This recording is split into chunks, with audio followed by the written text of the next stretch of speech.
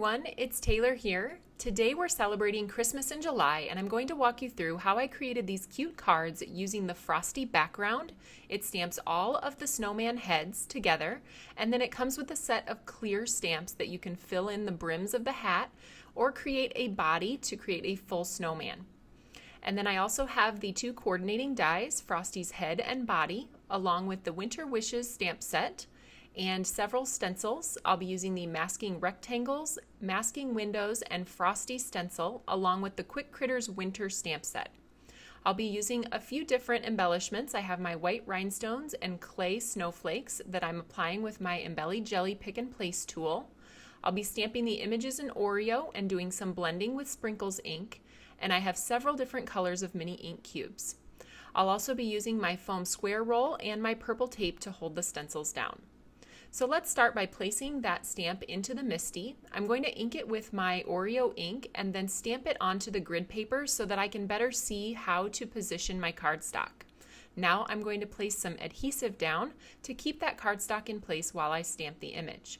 You'll likely want to ink the stamp and close the lid more than once to get a really crisp black on each snowman's hat.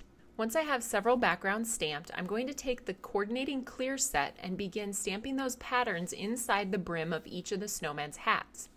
I've chosen a blue color combination, blueberry, sprinkles, and blue raspberry, and I'm just stamping those with an acrylic block, filling each hat brim with a different pattern. Now I'm taking the carrot nose and stamping that, filling it in with the candy corn ink, and then finishing with the pink champagne ink to stamp the rosy cheeks. I've done another combination here of reds and greens and a rainbow combination as well. Now that I have all three of those finished, I am going to do some stenciling. You can see the front of my stencil is marked with the item number and the company name, and this stencil is designed to fit perfectly so that the snowflakes don't overlap your snowman heads at all.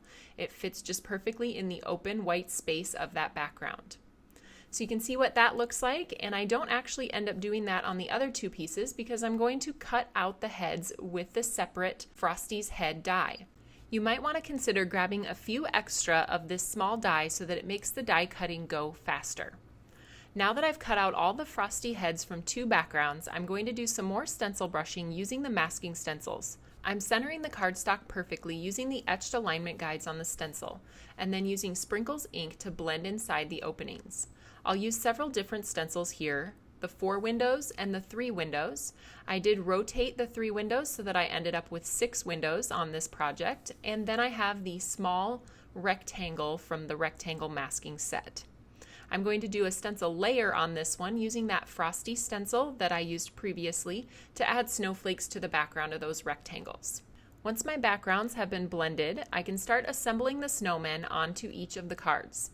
I'm going to use my foam square roll, adding 1 foam square to the back of each of the Frosty heads. To finish this step, I'll adhere all of the snowmen to the windows that are blended in the background. For the larger blended rectangle, I want to create a scene using Frosty's body and head together. So I've taken Frosty's body from the clear stamp set and I've stamped that onto sugar cube cardstock, and I'm going to cut that out with the coordinating die.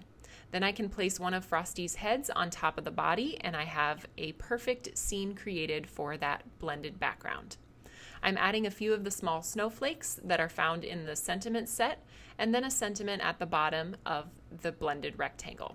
For the card with the 6 blended squares, I left the bottom right square open for a sentiment, so I found one in the Quick Critters Winter set that fit perfectly within the square.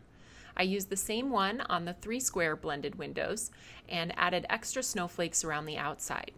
I finished all 6 card bases with sentiments and snowmen and snowflakes. I just love how they turned out, but they were missing just a little something special, so I grabbed my embellishments and I'm adding clay snowflakes and white rhinestones to the background of each card using my Mono Multi Liquid Glue and my Embelly Jelly Pick and Place tool to place those sparkly bits and pieces down over the top.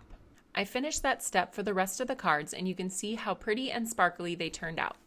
The last step is going to be to add these card fronts to a card base. I chose 3 different colors, sprinkles, blueberry, and watermelon. I'm folding those with a bone folder and then I'll just use my Scotch adhesive to adhere those simply over the top of the card bases. I think these cards turned out super cute, and I love how easy it was to mass produce them with this combo of Frosty products.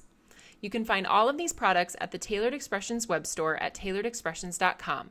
Thanks for tuning in.